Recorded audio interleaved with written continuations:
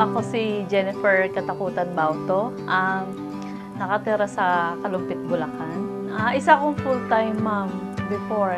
Nag-start si Jacels way back 2018. Sa school noon, yung anak ko is may project siya na they need to sell ng any sweets. Ang ginawa ko noon is pulburon. Ayun, nag-sell yung anak ko sa school. Then, nagustuhan nila yung pulburon. And then, nag-try ako ng different variant ng pulburon. One time, may nakita din akong workshop online. Ang workshop din is about crinkles.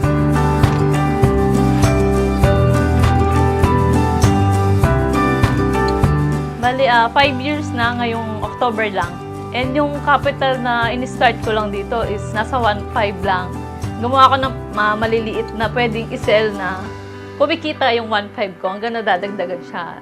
And then, eto ngayon, malaki na siya, nakikita ko na yung capital ko, sobra-sobra na.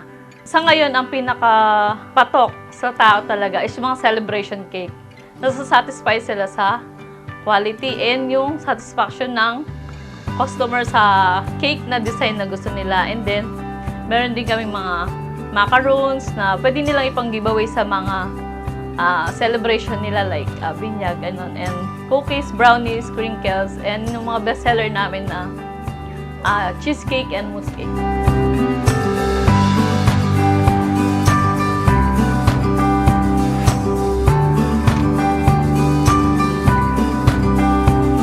Ang capacity namin, assorted variant is kaya namin mag-produce na sa crinkles sa isang araw. 20 jars ang napoproduce namin. Meron akong isang tauhan na kasama ko ngayon na nagpo-production. Nakilala ko si DTI Negosyo Center dahil sa mga bumibili din sa akin noon. Kasi before hindi pa ako naka-registered. Sabi nila, punta ka doon. I-register mo yung business mo para mas matulungan ka. So ayun, 2018 nagpa-register ako kay DTI Negosyo Center sa Kalumpit. Dahil sa DTI Negosyo Center, marami akong na-attend na seminar. Isa sa mga to is yung GMP, which is na-a-apply ko ngayon sa ginagawa ko. Nalaman ko dun yung mga dapat at hindi dapat na ginagawa sa loob ng production.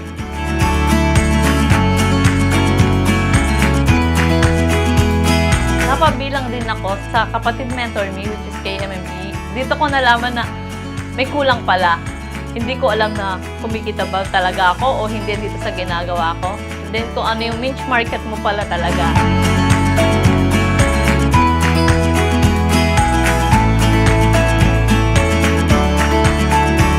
Napasali din ako sa OTOP Bulacan, yung One Town, One Product. In-improve nila yung label ko. Itong nakaraang Bupex is nakasali din kami sa trade fair ng BCCI, nakapartner ng DTI. Napakalaking opportunity nito na ma-experience ko as small MSME. Dahil din sa mga programa ni DTI, malaking improvement ang naitulong nito sa business namin, which is yung mga product namin nakakarating na rin sa mga kalapit bayan. And may mga sinusupplyan na rin kami mga catering. Malaking tulong talaga yung DTI sa amin kasi dito ko natutunan kung paano ko i-market yung mga, yung mga product namin.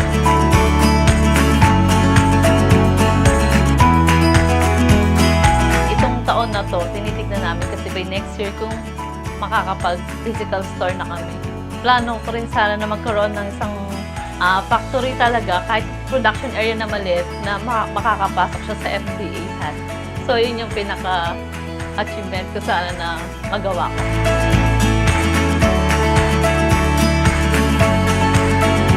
Sa mga nagsisimula pa lang sa negosyo, sa may mga planong magnegosyo, ituloy nyo lang kung ano yung passion nyo, kung ano yung naiisip nyo na business. Kasi pag hindi mo kasi susubukan, hindi mo malalaman kung maganda ba resulta nito o hindi.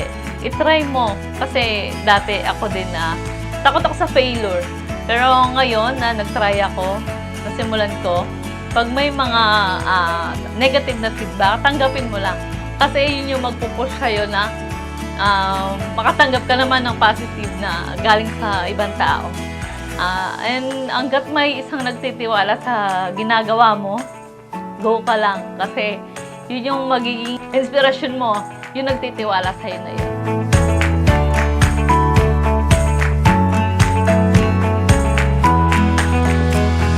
Sa DTI Bulacan Negosyo Center, maraming salamat sa mga training, seminar na itinuro mo sa akin na ngayon continuous ko siya nagagamit sa negosyo namin.